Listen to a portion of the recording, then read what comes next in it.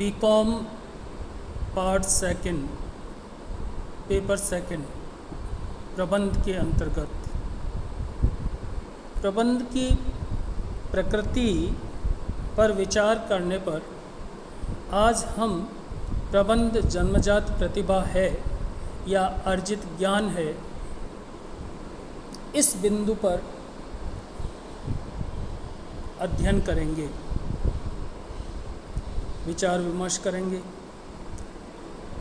प्रबंध जन्मजात प्रतिभा के रूप में कुछ विद्वानों का मानना है कि प्रबंध एक जन्मजात प्रतिभा है।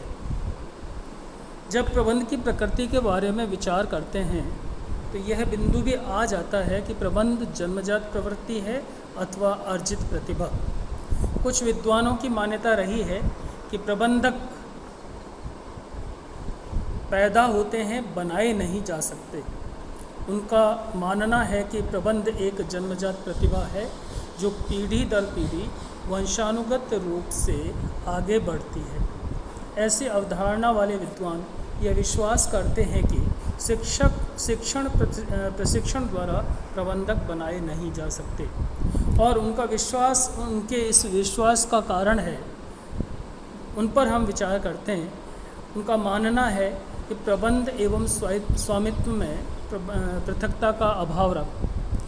अब तक व्यवसाय के जितने प्रारूप थे, यथा एकाकी व्यापार या साझेदारी भी, तो सामान्यतः जो पूंजी लगाते थे वही व्यापार के स्वामी भी होते थे, और जो स्वामी होते थे वे ही प्रबंध का कार्य भी संपन्न करते थे। अर्थात प्रबंध का स्वामित्व और प्रबंध कार्य ये पृथक व्यक्तियों द्वारा संपन्न नहीं किया जाता था, नहीं किए जाते थे। तो ये माना जाता था कि एक ही होने के कारण वही व्यक्ति जो पैसा लगा सकता है वही व्यक्ति प्रबंध भी कर सकता है।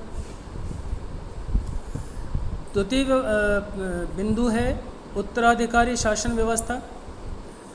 राजतंत्र की जैसी व्यवस्था रही थी कि राजा के बाद में उसका पुत्र ही उत्तराधिकारी होता था, यही व्यवस्था व्यवसाय में भी दिखाई देती थी, और सामान्यतः परिवार का सदस्य ही जो उत्तराधिकारी होता था वह व्यापार को भी संभालता था।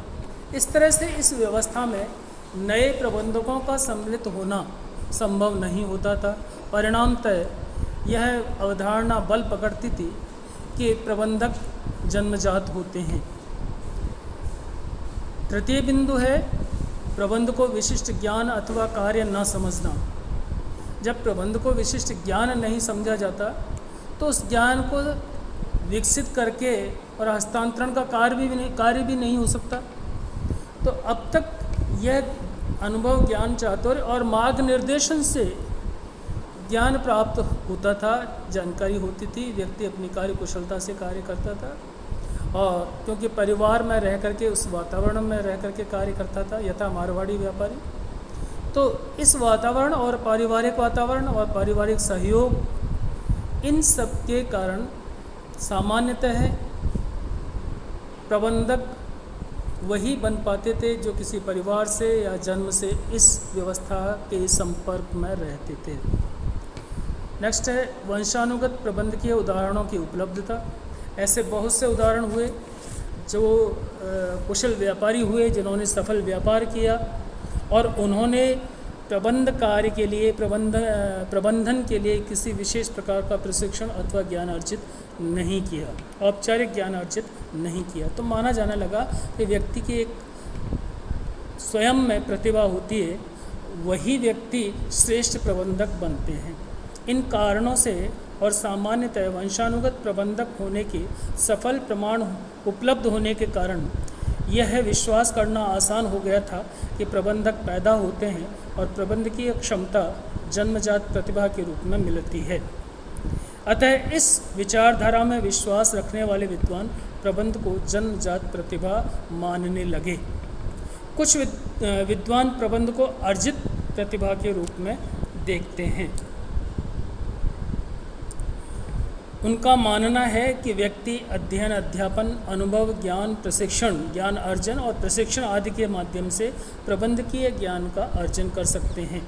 जो लोग श्रेष्ठ प्रबंधकों के रूप में जाने जाते हैं, उन्होंने भी प्रबंधकीय कुशलता को अनुभव एवं सामान्य ज्ञान से अर्जित किया और उद्योगों में उसका उपयोग किया तथा उनका औद्योगिक साम्राज्य भी धीरे धीरे ही विकसित हुआ। सफलता अनुभव, ज्ञान, चातुर्य, स्वयं के परिश्रम और प्रबंधकीय सिद्धांतों पर आधारित रही, केवल जन्मजात प्रतिभा पर नहीं। तो विद्वानों ने प्रबंध को अर्जित ज्ञान मानना प्रारंभ कर दिया और प्रबंध को अर्जित ज्ञान मानने के निम्न कारण स्पष्ट किए।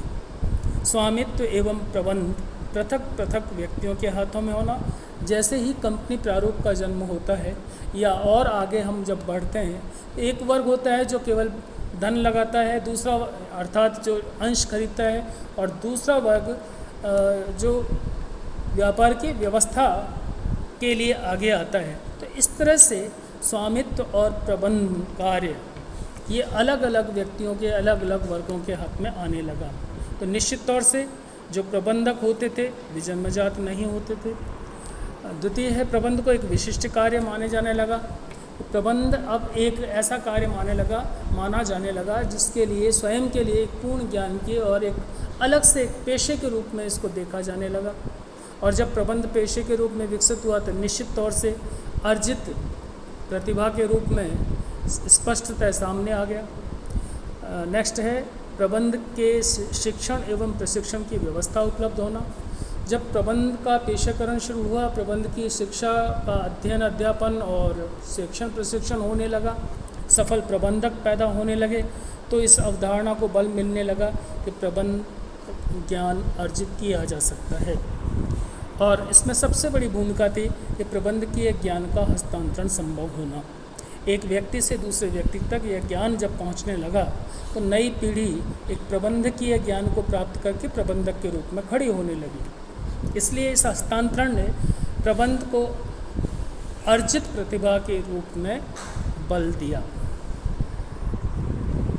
परंपरागत उद्योगपति भी अपनी भावी पीढ़ी को प्रबंधकीय शिक्षा प्रदान करवा रहे हैं और उन्हें श्रेष्ठ और सफल प्रबंधक के रूप में देख रहे हैं, स्थापित कर रहे हैं। इन कारणों से प्रबंध को जन्मजात प्रतिभा के स्थान पर अर्जित प्रतिभा के रूप में माना जाना प्रारंभ कर दिया है। अब प्रबंध को अर्जित प्रतिभा के रूप में देखने लगे हैं। तो निष्कर्ष रूप में यह कहा जा सकता है कि अब तक प्रबंध को जन्मजात प्रतिभा के रूप में माना जाता था, परंतु प्रबंधकीय ज्ञान के विस्तार, प्रबंध की शिक्षण प्रशिक्षण की सुविधा उपलब्ध होने, पूंजी, स्वामित्व और प्रबंध का अलग वर्गों के रूप में उदय होने से प्रबंध को अर्जित प्रतिभा के रूप में माना जाने लगा है। तो प्रबंध अर्जित प्रतिभा भी है। धन्यवाद।